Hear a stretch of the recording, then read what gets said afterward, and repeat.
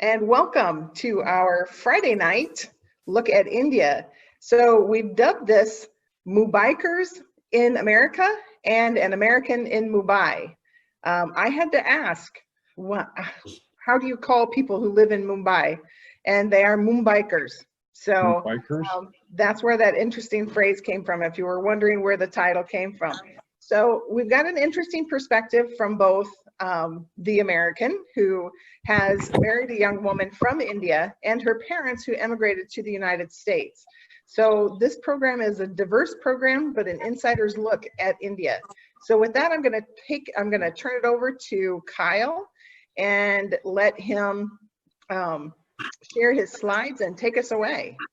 Okay, thank you, Angel. Can everybody see me? Hear me okay? Yes. Mm-hmm. Okay, so let me share my screen.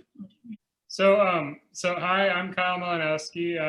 I've been on the PAYWAC board for last 2 years now, I think. I grew up in Eureka, was Mr. Sanford's student, and so that's how I got involved with PAYWAC. And so yeah, I was saying, so I married Sehar during my time in PAYWAC, and so this just happened to really work out, and then we went to India. So, but I'd like to introduce you to my family first. So just a quick, your name and yeah, I guess that's what I was saying. Hi, I'm Sehar. I'm 25. I was born and raised in Mumbai, India, and I've been in the U.S. for off and on since about 2010. I came over for college, and then I just decided not to leave. Yeah. And Mom and Dad, could you just say your name and say hi?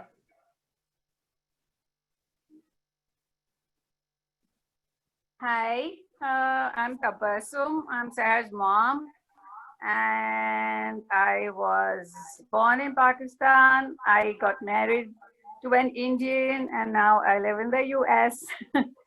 And okay, yeah.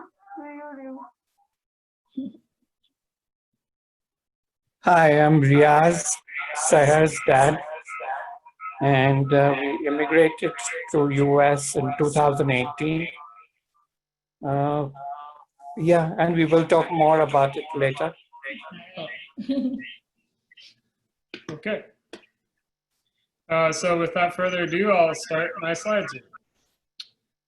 So part one is Kyle goes to India, which is me.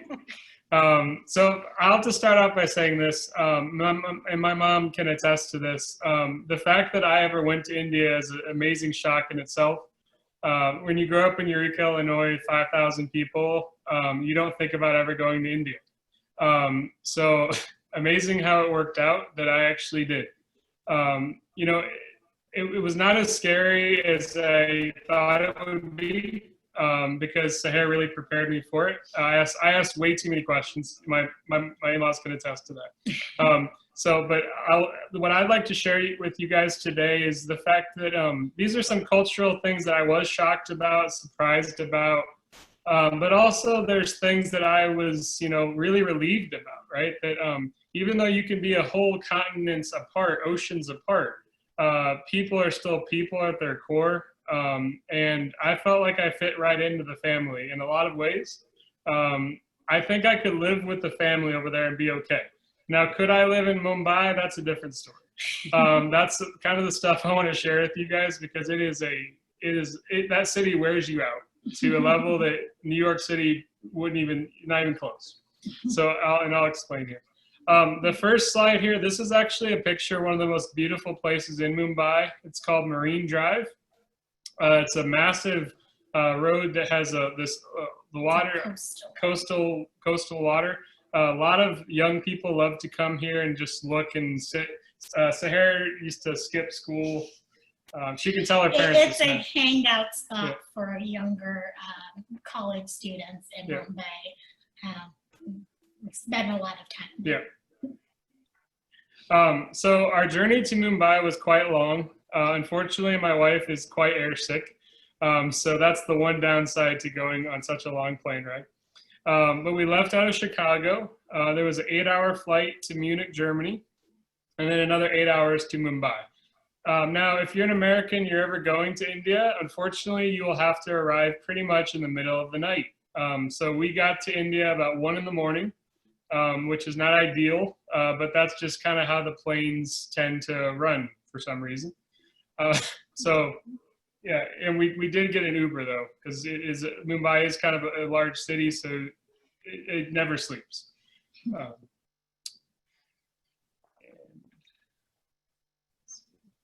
Okay, so this picture here, this is actually looking on the rooftop of Sehar's building, where she lives in a flat with a lot of the rest of all her extended family too lives in the same flat. Is actually really cool. They back when Sehar's grandfather and then his siblings, they all bought rooms in that same building, so they're all together.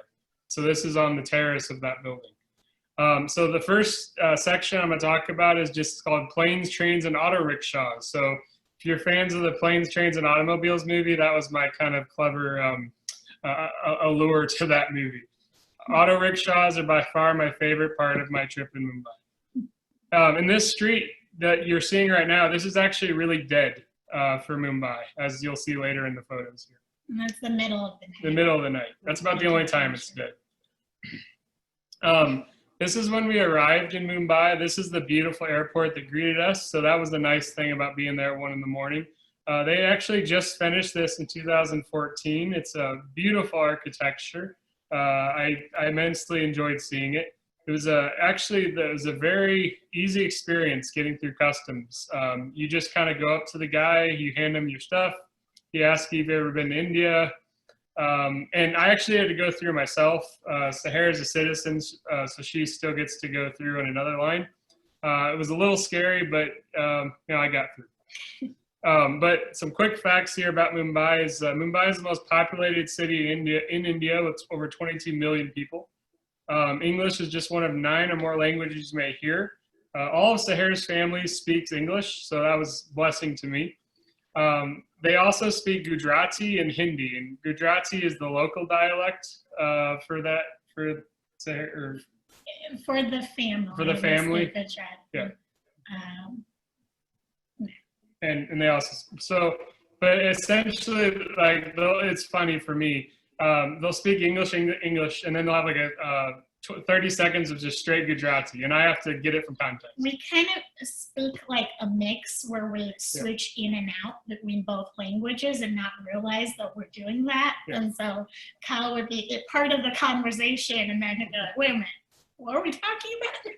Yeah. And then we kind of translate that. So, but because the British, ruled India for a while, that's why English is a very prevalent language in India. So a lot of people, English is their first language. Mumbai is also the financial, commercial, and entertainment capital of India. So Bollywood's based in Mumbai. It's also the wealthiest city in India. It's really the business city. So about the trains, by far the thing that wore me out the most in my experience in India, Indian trains operate 11,000 trains a day in the whole country, and they carry 25 million passengers a day. That's more than the entire population of Australia that they transport in one day in all of India. It's insane. Mumbai trains alone carry 7.5 million passengers a day, which is almost the population of Switzerland. If you laid the railroad tracks out in India, they would encircle the Earth 1.5 times. Now, this is really a necessity that I experienced in Mumbai. There's so many people. You have to have these trains. Unlike America, where we mostly rely on cars, Indians mostly rely on the trains. And it's just a necessity with that many people. Why you took the train? Oh yeah, and so I had to take the train to town. It's called Town, which is like downtown Mumbai. So it takes about an hour. And I have here that Sehar would take this hour trip to town back every day to school at 16 years old. And for me as an American who school was 10 minutes away, that was a huge shock to me. So I don't know if you want to speak to that real quick. Yeah. Yeah, so town's kind of the older part of the city. We live in what we call the suburbs. And so you take the train from the suburbs to the main city proper. And kind of the good high schools, we call those junior college, 11th and 12th grade, are usually in the downtown part of the city. And so it's actually quite common when you're about 16 years old, they're journeyed by train. It's a little intimidating when you first start out, but I think it kind of teaches you to be a little smart and resilient, and learn to navigate Bombay. Just kind of get thrown into it a little bit. So the picture on the top left, that is the train station at rush hour. Thankfully to my in-laws, they spared me from that experience. This is a photo I didn't actually take. It was a photo I found on the internet because I didn't want to experience that. That is the craziness that Mumbai is with the trains.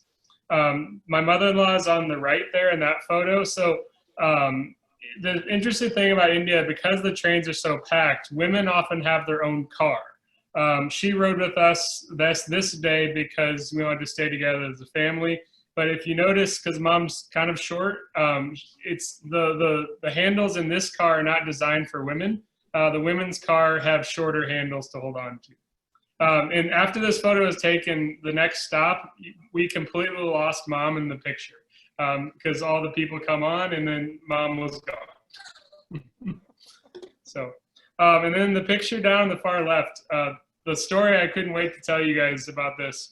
Was if you can see there, the men are literally like shoulder to shoulder, jam-packed in there, okay? So Americans love personal space, right? It's a huge thing for us. We have like our zones of our comfort. So I'm sitting there in the train, and this guy gets on the train. And to an American, you would see there's not a spot there to sit, right? Like if there was a spot to sit, it would be a clear marked plastic spot where there's nobody sitting, right? That's not the case in Mumbai.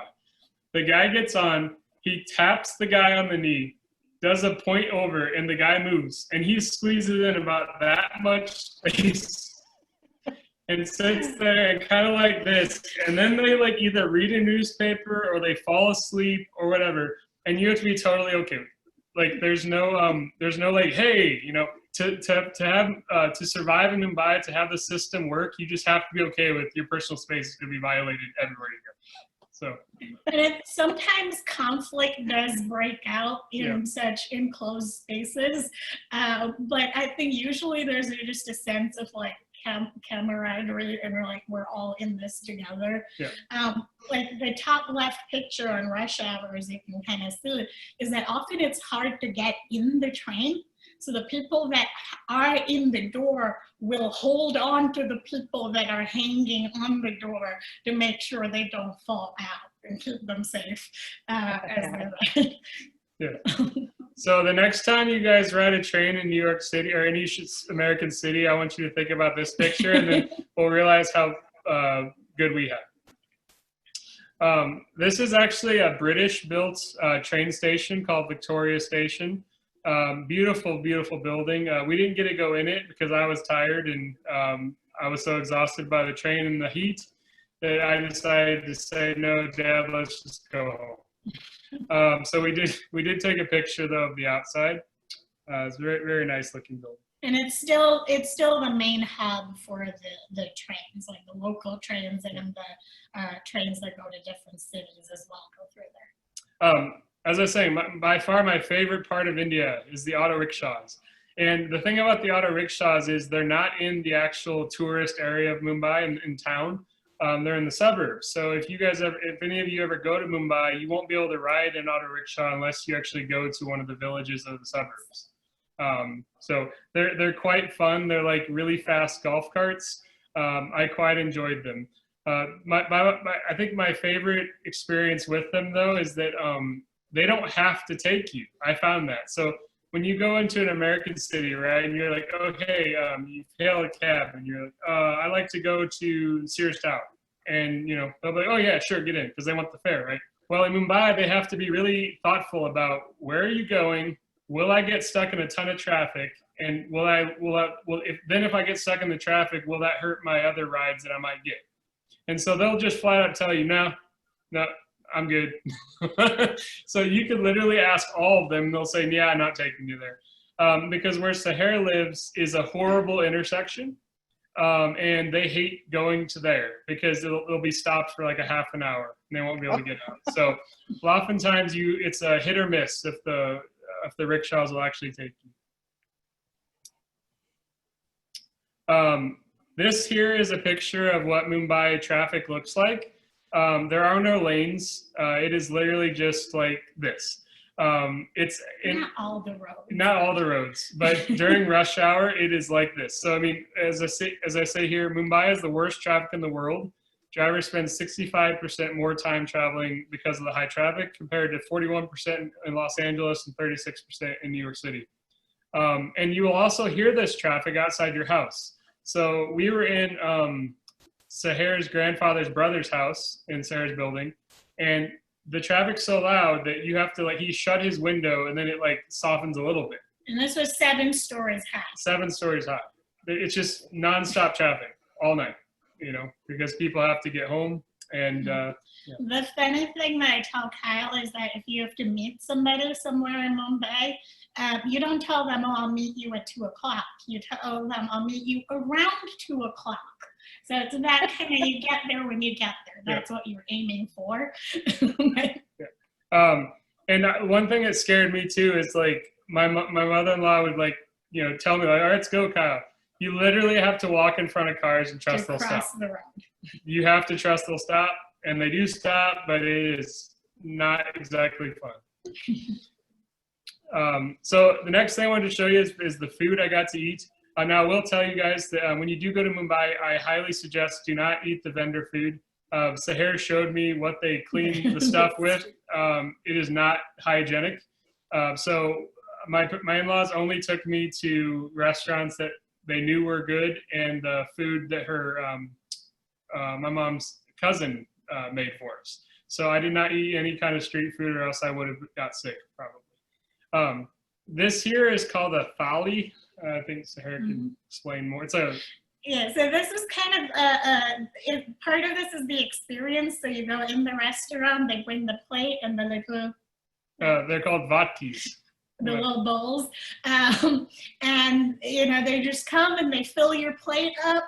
And then you get kind of done with some of the courses, and they just come and they refill your plate up again. Yeah. Just over and over again until you're like, I can't take anymore. I'm done. So part of it's the experience also, along with getting to eat all these different kinds of food. Yeah, it doesn't look like much food, but it adds up very quickly.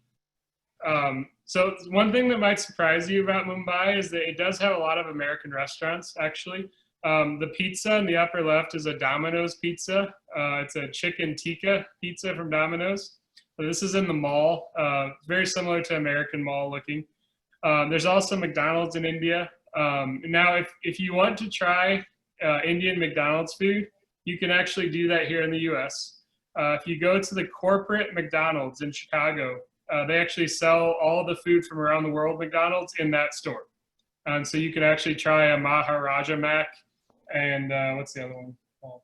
And an aloo tikka. It's like potato and veg. So this one down here, this is actually Indian mouthwash, mouth freshener. It looks like birdseed kind of, but that's what they do. So at a restaurant, over here you grab like a peppermint, a mint when you're done with your meal. That's kind of the Indian version of that in the bowl.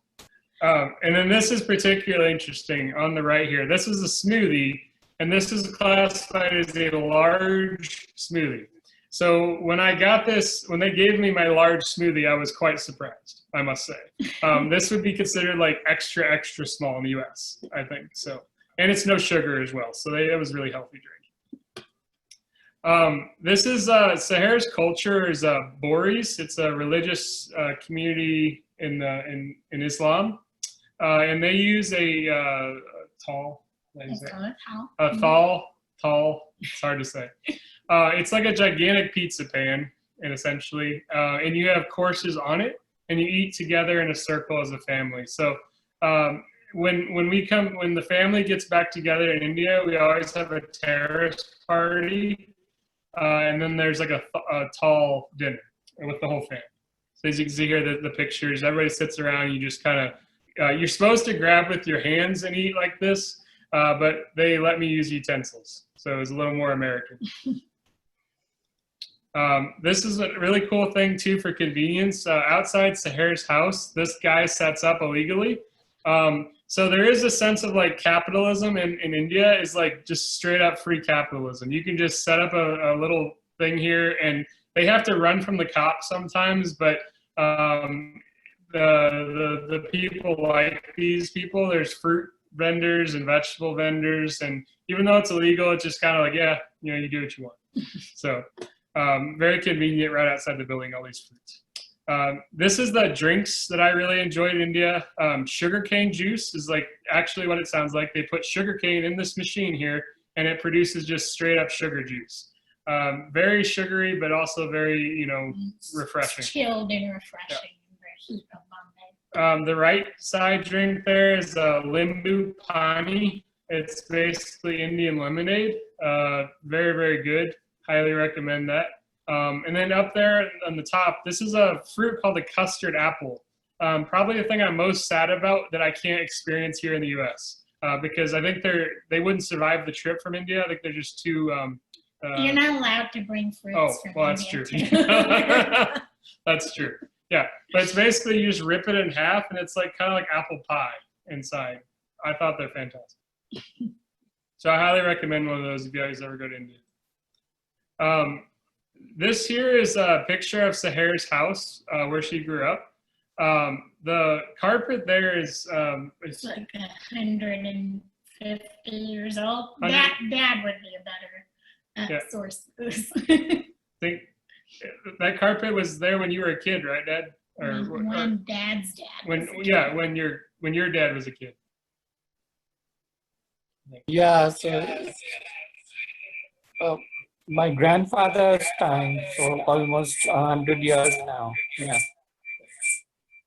Yeah, and this carpet has lost all of its comfort, though. While it looks very beautiful, it is extremely coarse. So I actually enjoyed the marble floor that it sits on top of better than the carpet.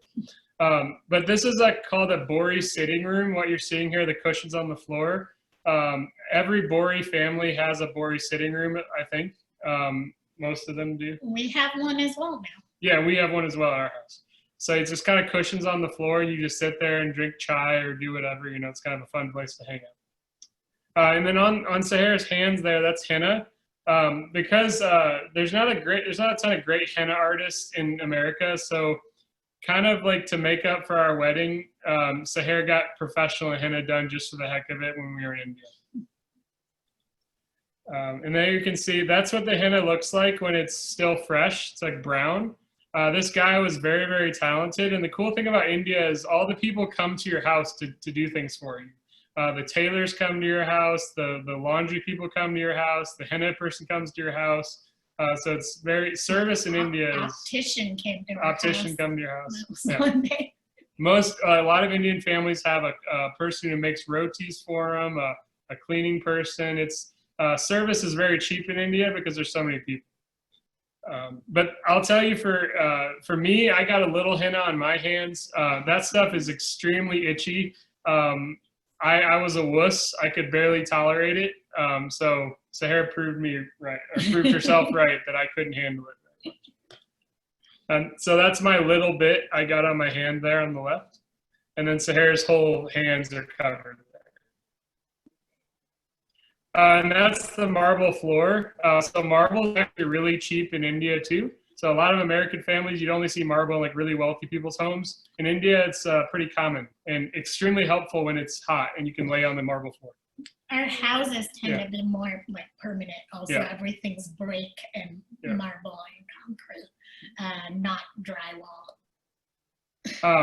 And so this is a picture from my brother-in-law's wedding, because there wasn't a photo I could take of the whole family together. But when I started dating Seher, something that was really important to me was learning who all her family was. They all have different unique names. So I'll tell you about in India, you never call somebody by your name if they're not your generation. So they're always aunt or uncle. But in the family, they also have their own little like relationship names. And so I used to draw up on a whiteboard all of Sehar's family, connect them all, memorize all their names. And then when I got to India, I would use photos like this. And when I got to India and I was at the terrorist party, I'm like, oh, you're Uncle Aziz, and you're this, and you're this. And they're like, oh my gosh, you know who I am. And I'm like, yeah, I studied for it. Because almost all of these people live in Sehar's.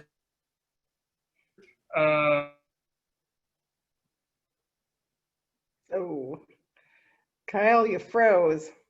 Is it just me or is it just Kyle?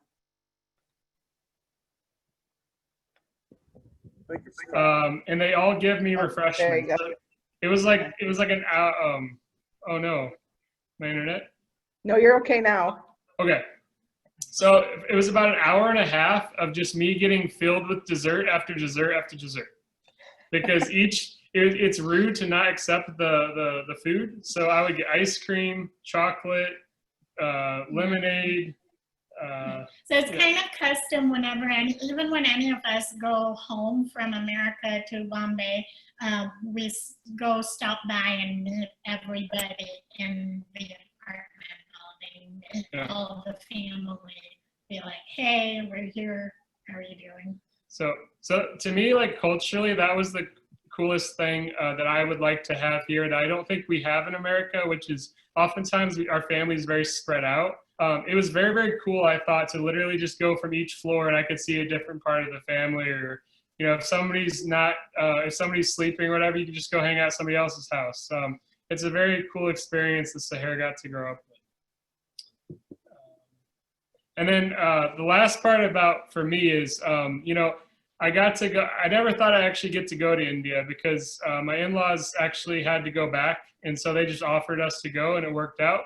But I did get to have a little bit of India at my wedding prior to going. And so this was my really cool, it's called a Sharani I got to wear. And then this dress here, this is Sehar's grandmother. It's my mom's wedding dress. Yeah. That was handmade by my mom's grandmom. Oh, wow. And a couple of aunts. Yeah. Mm-hmm. And so at our wedding, people came from Canada and other parts around the world just to see this dress because because it was so special in the family. And so we're hoping that if we have a daughter, you know, that they'll get to use some part of the dress too. So, but, you know, just to close out my part is, you know, I feel like I'm an extremely lucky son-in-law to get such amazing in-laws and family to join. I highly recommend to go to Mumbai if you know people. I do not recommend to go there if you don't. It is extremely tiring. I didn't get as many photos as I would like because I told Sehar I was trying to survive. Because literally everywhere you go, you have to be thinking, where's the traffic coming? You know, what am I going to step on a wild dog? Because there's tons of them. You know, it's potholes, stray dogs, yeah. And so it is an adventure to say the least. But now, thank you for letting me share some of those stories with you. But now we're going to shift to my my in-laws, and they're going to talk about their immigration experience to the U.S. So thank you, guys. I feel like Dad should shift it. Yeah. Hey, Dad, I think you might need to shift and go to Mom's phone because when both your mics are on, it echoes. Okay. That works. Okay. May not be able to see both of you, but we'll try. So where do I begin? Well, so I'll just ask you some questions. We kind of do this like an interview format. So do you want to lead this? No, you go ahead.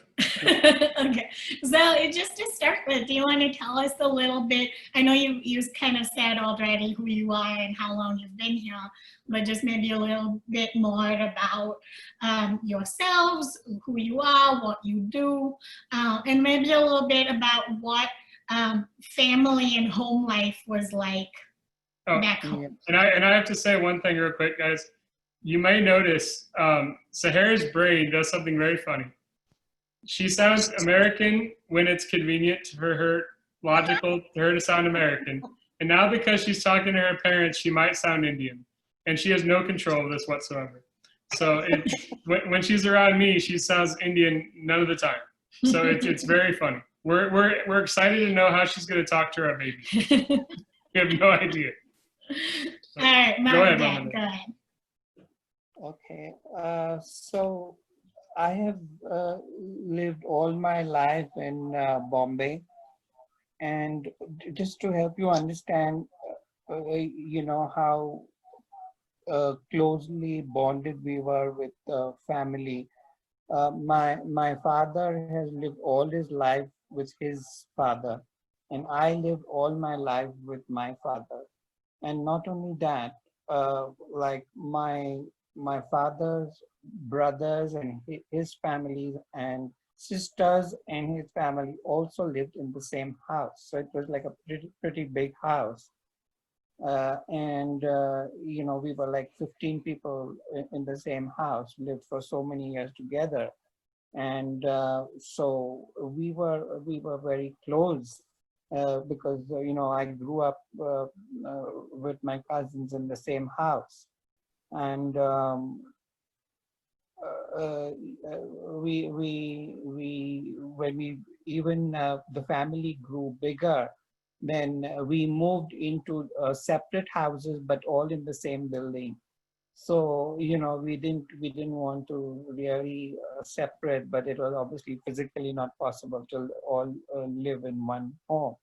As the children grew up and they got married, and so.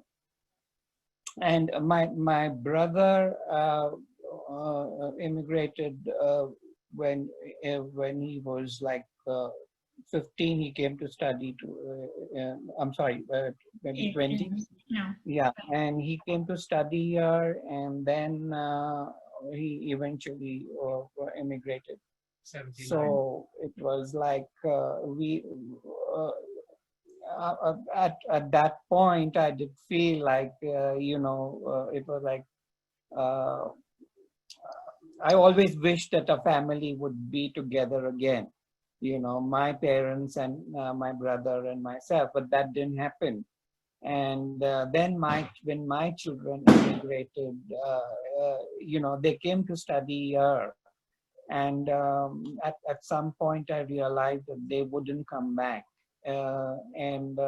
So I had to make a choice. Like I had a family that was so close to me, who I had grown up with, and then I have my children who had moved away, and I maybe in future I would have grandchildren. And so if I lived in India, I would not be able to, have that bond which I, with my grandchildren.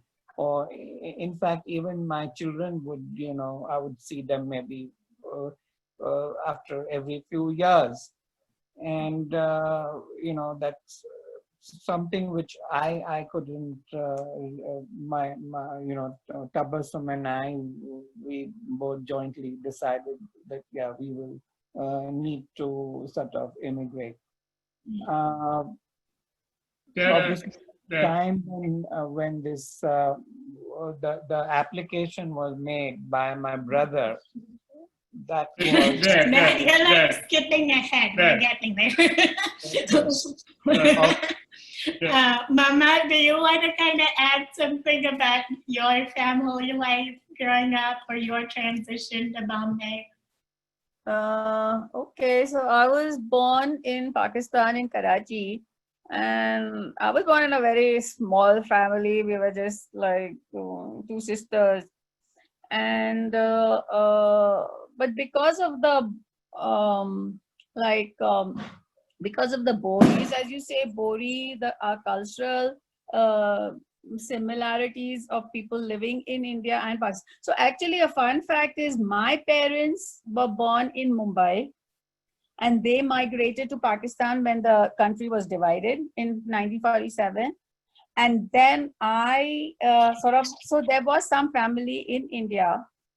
We knew some family. I came to visit Bombay, and that is the time when I met Dad, and I decided to marry him. And so I moved back to Mumbai from Karachi, and So yeah. it was an arranged marriage, basically. It was like common relatives knew us both and they got us together, and, we met and we decided to marry each other. So in a way, there was no like dating or anything, which is like the norm. Yeah. Yeah. The perception here tends to be that India and Pakistan are usually at odds. Was that a factor in your relationship at all? Did that affect you? No, I think there are many because of the division of the country. There are so many families which are split up in India and Pakistan, and there is a lot of like going to and fro, people visiting their families, and culturally, basically, they are the same people, Indians and Pakistanis. They are like the same people. There was when I moved to India, I didn't feel it, because I was like in a different like environment or something. It just felt the same to me. And there is like this political, if you talk about the politics of the country, then they are the politicians fight each other, but I think the people are quite happy with each other. And unless people have very extreme political views, like which both of us didn't have, so that did not, factor in at all. So, I mean, it didn't matter. I guess both of us were okay with that. Yeah. So we want to switch tracks a little bit now and talk about your immigration to America. So I know Dad kind of started talking about this already, but when was the application for you to come here? So it was made right after, 9/11, so about 2000, end of 2001 and beginning of 2002. And at that time, we did not really, think of immigrating, or we didn't really wish to do that. We just thought that, to US, because just at that time we had applied for immigration to Canada, and the reason why we did that also was that at that time our family business had shut down, and we were looking for other employment, all my cousins and myself. And also we wanted a good future for our children. So we decided that if we immigrated because in India, the education is good, but after the education, the opportunities are less, because there is, so much demand for the same position by so many people. So, to really do well, there is a lot of competition, and it sometimes it is very frustrating, because when there are very intelligent people, they do not get what they expect. And so it gets very frustrating, and I didn't want that for my children. So you were planning in the future for me and Zishan to have better employment opportunities and potential. So you said the application process started in 2001 and that you moved here in 2018. But when you finally did get your green card or your permanent residency was 2015, right? So it was a good 14 or 15 years. 2015 was the interview, And In, 2016 we came 2016. here and we got the. Did when you first applied in 2001, did you realize it was going to take 15 years? Yeah, we not 15 years, but we knew it would be a long time, and we had no idea what the future would be like. So we did not really we were not banking on the immigration as such. So which is why there was this pending application to Canada. And in fact, even and then once Zishan moved to study to US, we gave up the idea about immigrating to Canada. So even though I was called for the interview, we did not go there. We did not, pursue the immigration further. And because by that time I was already like 47, and to begin a life in a foreign land without any relatives at all, and I knew that I was attached to family over here in India. So it was like really difficult to go to Canada. However, US was another story, because I already had my brother over here, and we had a very strong bond too. So my brother and if my children decided not to come back, so then America became a better option.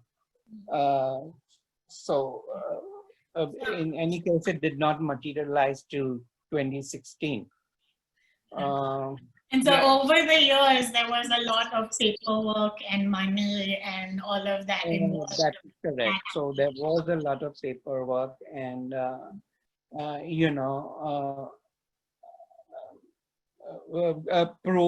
proof of relationship to my brother, and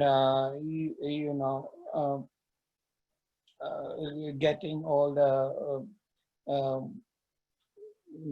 documents together and getting ready for the interview. It was stressful. Yeah. And you had to come here. You had to come here once a year until your father passed away, because you weren't That was able, after he. after you got it. So that was the next question. What do you have to do to maintain your status once you get the green card? Right. So basically, we had to come first to get the green card, and because like my father was not well and he was old, and there were just two of us to look after him, that is Tabassum and myself. And so we couldn't come together to get the immigration card. We had to take turns to come here. After we got the immigration card, then we had to make sure that we visit. We do not stay for longer than 5 months outside US, because otherwise it would result in the forfeiture of the. So they changed the rules recently. Yeah, actually. so earlier you could like have the green card status and still live in India and just visit maybe once a year, but then they changed the rule and they want you to stay not more in the US, and you can just like go and visit someplace else. So that made it actually a little harder for us, but they have like a provision so for we had that. like a re-entry card which was there, so we could apply for that permission to stay away from US like for a period of 2 years. Yeah. So that is what we did, and so when we came in 2016, we applied for that re-entry permit, and so that we could come back after 2 years and instead of coming every year or every 5 months, or because it wasn't possible to do that in terms of expenses and the responsibility we had at home.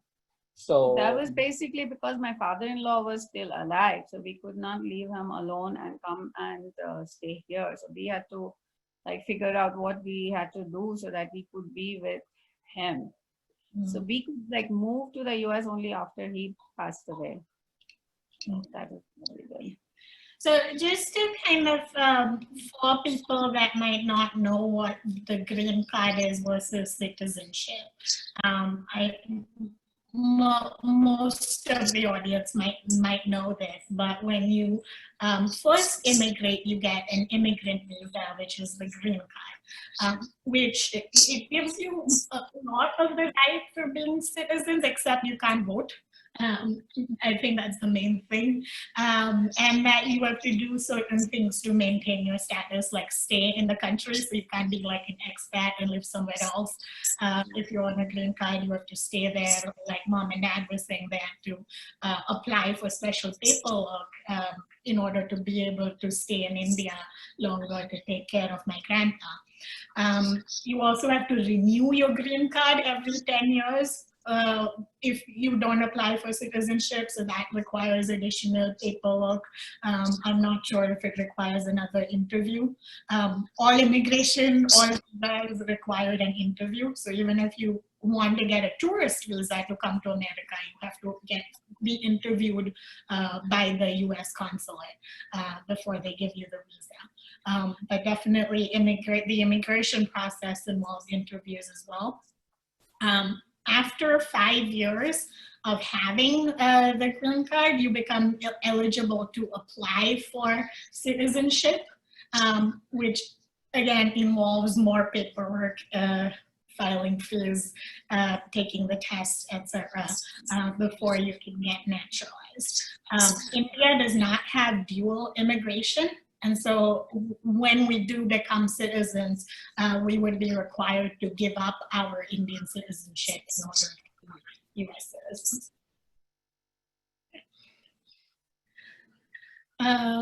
To answer the first question, what were some expectations that you had about coming to America or about America before you came? And how did reality match up or differ from those expectations?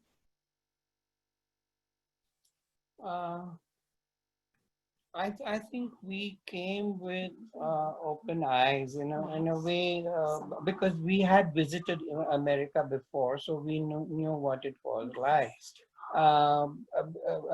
We had stayed for a couple of months each time we came here, and obviously we have read and seen movies, and so we knew a lot about America. It wasn't just, and we knew it was different. The culture is very different. Obviously, we also had our children are living here, and from that also we had a lot of information, about the country. So it's not that anything came as a surprise. We were also obviously, we had other relatives like Tabassum's family, father's brothers and family over here, and so. The people also cautioned us about how it would be. It wouldn't be easy, and what you would need to go through. Because obviously coming here as a tourist is different than actually living here. The main concern, I think, was healthcare. We were coming at an age where healthcare is required. While in India we were obviously with over there we do not have any like social security, or it's just your savings that you live on. And the way we had planned our lives over there is that the official age to retire is 58 years. So in government jobs also they would retire people at 58. And I was 58 at that time when we immigrated. And the way we had set up our lives is that we would sort of retire, and we had enough investments and funds to support our plans. But now we made a choice to come here. And obviously we knew that with the exchange rate that we have, the money that we have would not suffice to our lifetime if we did not work or we did not have enough, healthcare facilities. So yeah, so that was it, that we had to look for jobs. And though we were mentally prepared, it was still a hurdle. It was still a stress on both of us. And in India, I had worked in a corporate setup, whereas Tabassum had never had. So for her, it was a new experience. So Does Mama want to tell us about that? yeah.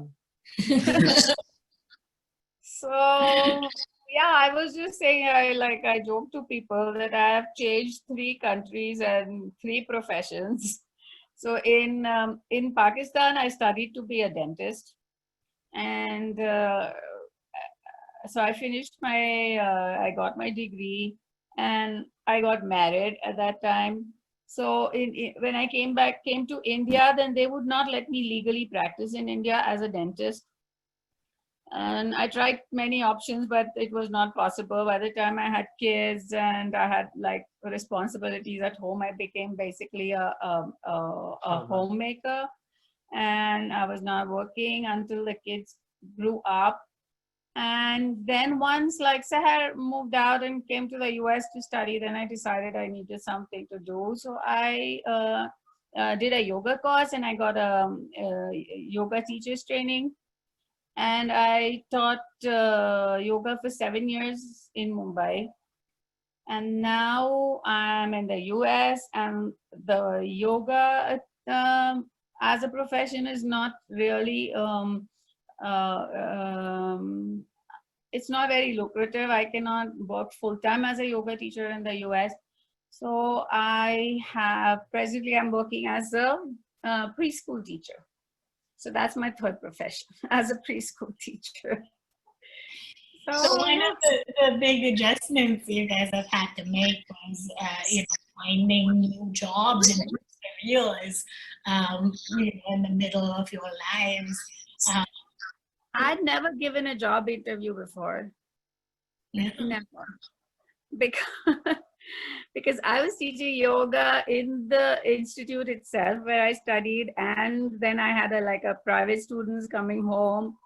So it was never that I had to go and apply for a job, and that was really hard for me to go prepare for job interviews, just to find jobs, to figure out what I'll be able to do over here.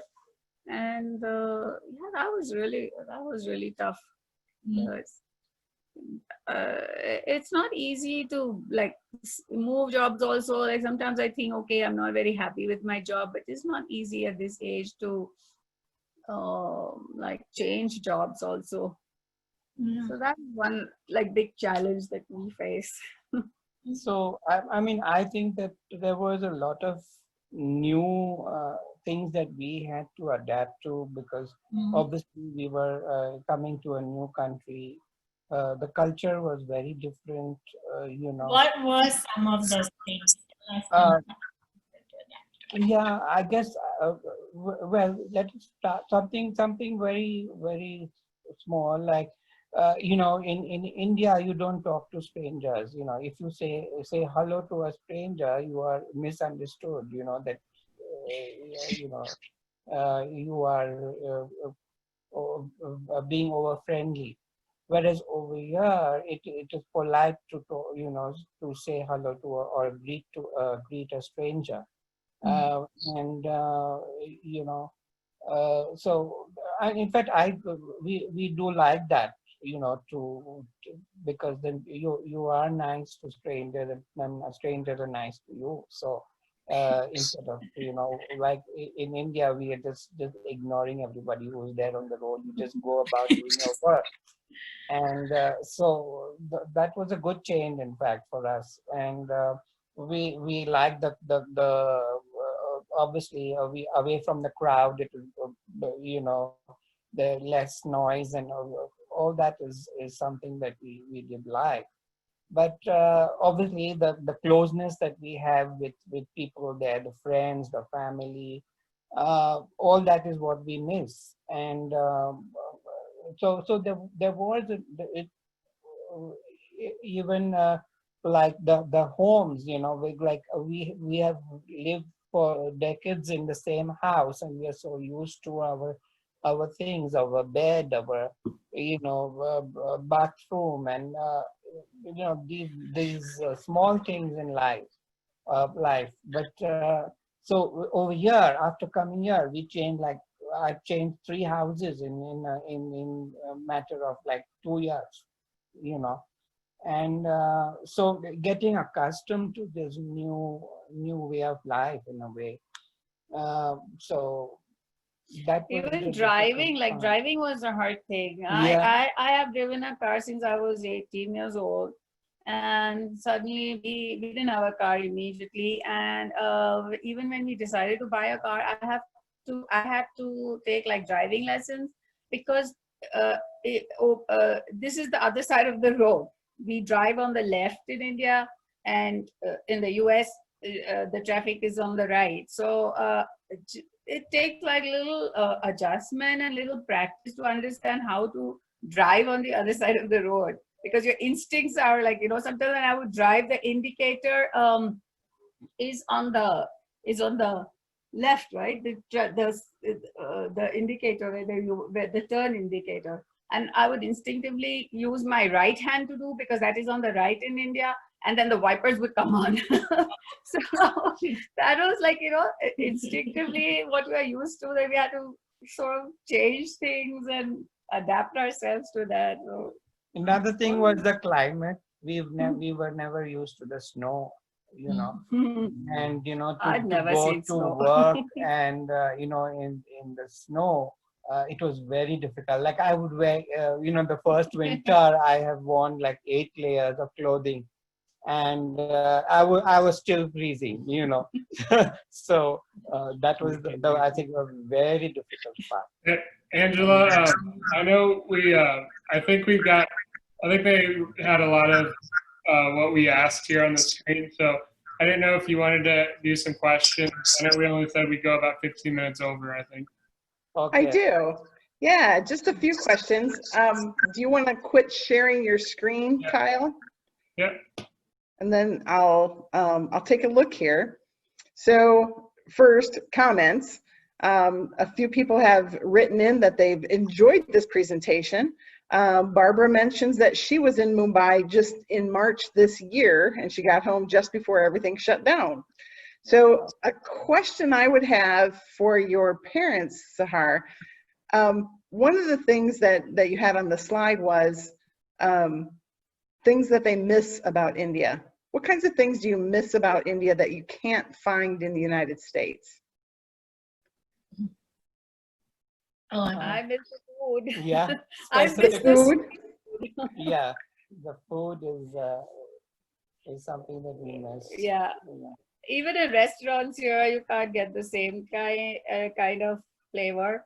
So I do miss the food. Yeah.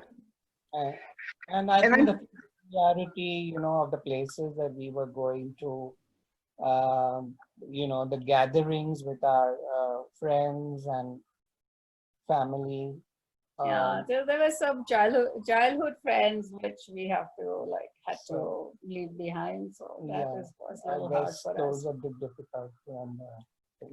Well, now that you've learned how to do Zoom, you can contact your friends and talk to them this way. Yeah, we do. So tell us all, what city do you live in right now? Which city? Denver. Yes, you're in Denver? Okay, very good. That explains the snow, yeah. So lots of snow there. How about you, Sehar? Do you miss anything about India? So since I came over when I was 18 and I've had my formative adult years here, when I go back, it kind of feels foreign to me when I'm there. I don't really have that many friends there anymore as well. I have one friend there. So I kind of consider myself more American. I mean, I do miss the family and spending time with the family. That was really important to me. But as far as actually living life in Bombay, I don't think I can do that anymore. I'm a cow. There's something really funny about Sehar's life in India is that she told her one of her relatives as a kid that she was going to marry somebody who could cook for her. Because I hated cooking as a kid, and they'd always tell me that when you get married, how are you going to cook for your husband? And I was like, well, I'm just going to find a husband that's going to cook for me. And does Kyle cook?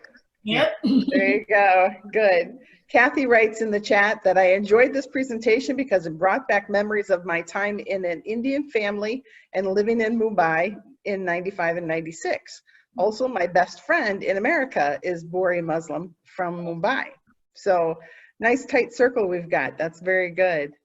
Well, there's a chance they might know each other. Oh, it could be. We'll connect you with Kathy after this. So,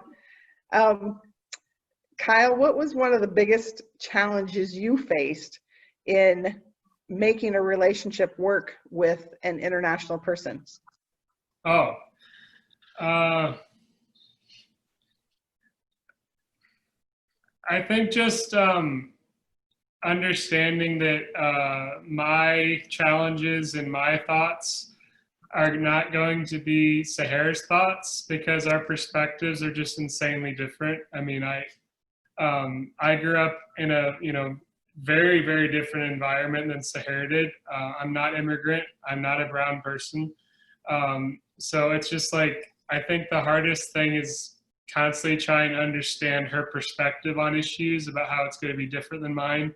I think for my family, she's been a tremendous influence on the family because when you're in Eureka, it's basically 99% white people.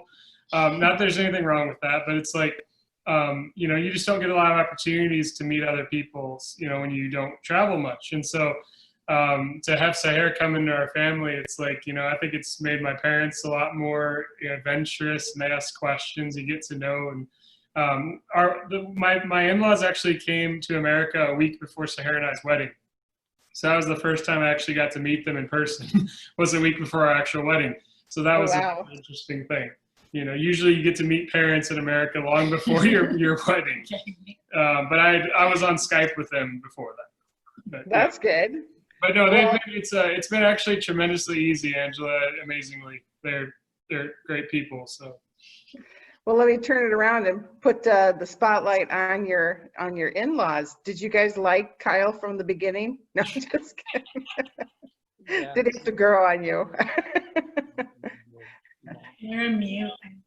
Like Kyle right from the beginning. We talked to him quite a lot before they got married on Skype, and we really liked him. He's very open-hearted and and very perceptive about and he very ready to understand different perspectives and different ideas, and he's very open to everything. He doesn't think that the way he thinks is right. So we liked him from before.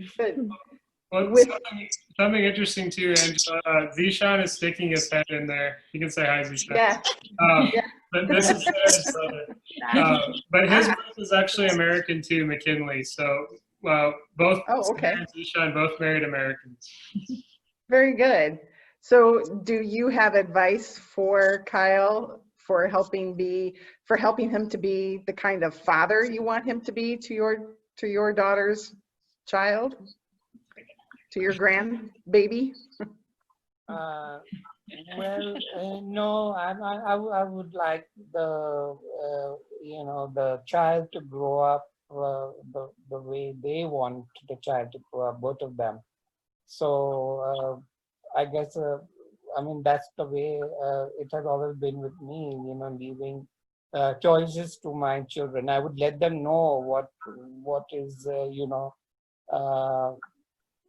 what the choices are, and maybe even sometimes my views on the choices.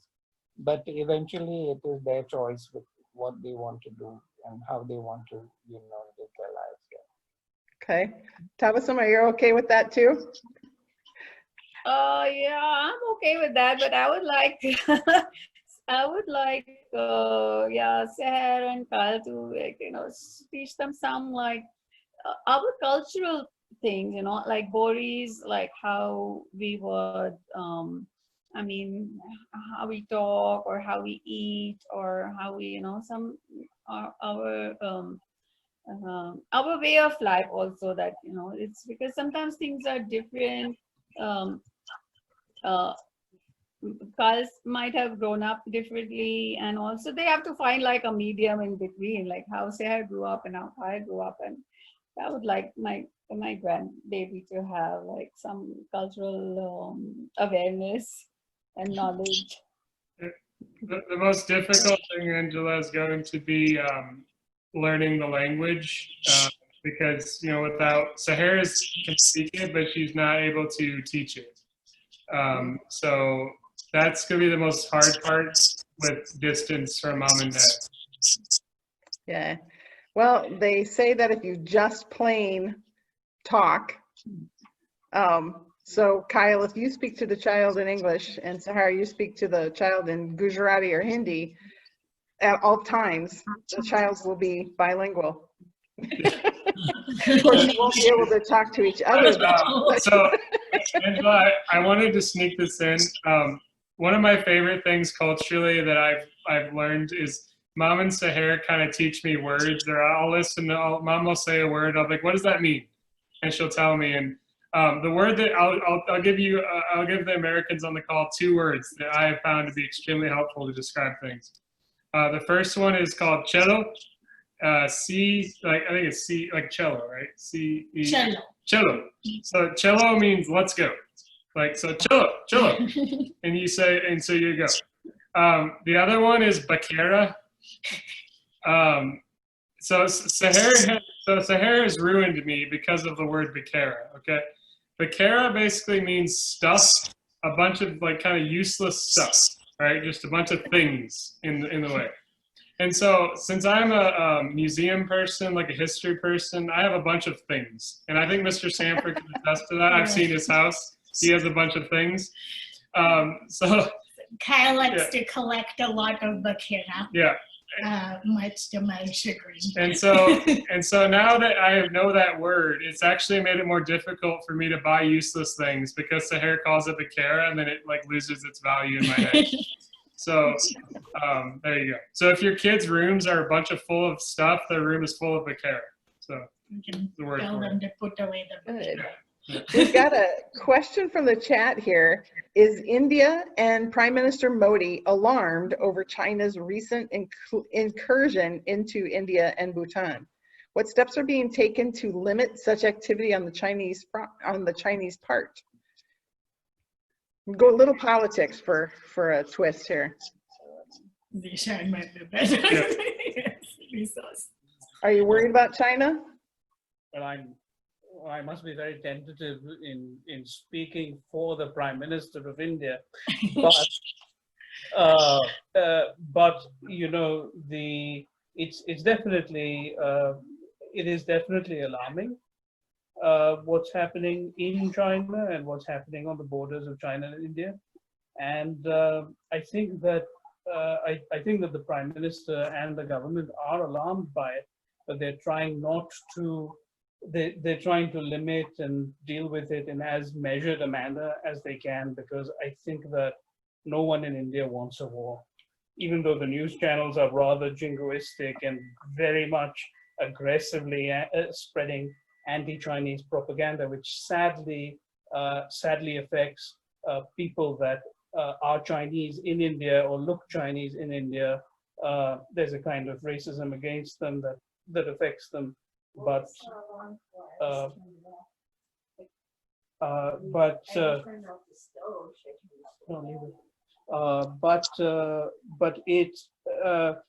I think that nobody wants a war, and I think they're doing what they can to avoid one. Yeah. Good. So, who do you think are India's biggest threats? Is it just China, or who else do you think would be a threat to India? Do you mean militarily? Do you mean economically? Well, you pick. You pick.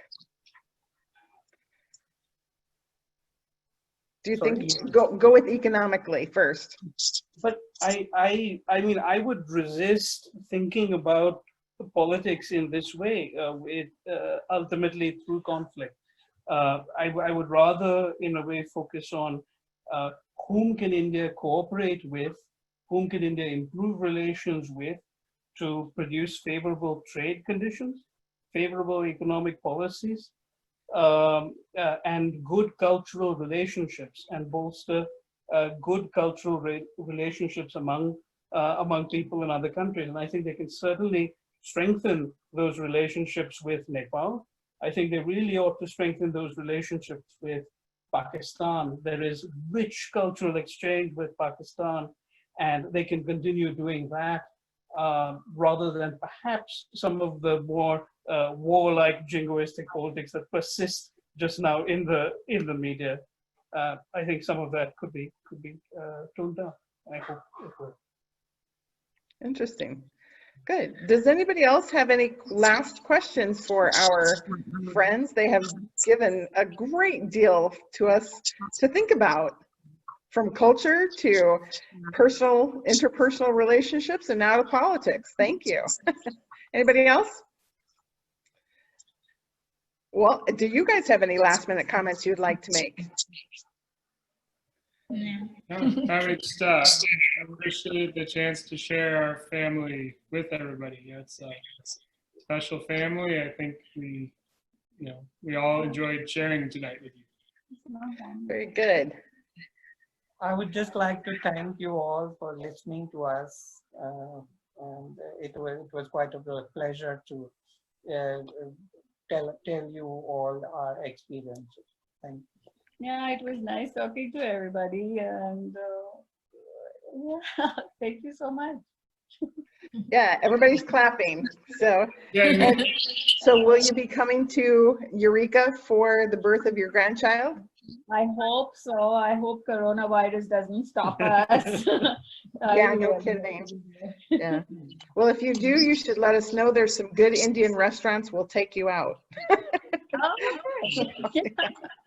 So, all right, everybody. Thank you very much for joining us for our World Affairs Friday. And remember, if you are not yet a member of the Peoria Area World Affairs Council, we encourage you to become a member now. So we will see you again next Friday for a discussion of Chile. So good night, everybody. Thank you all so much for sharing your experiences with us. And I look forward to meeting you in November. Thanks, Kyle. Great job. Thank you. Thank you. Good night, everybody. Night.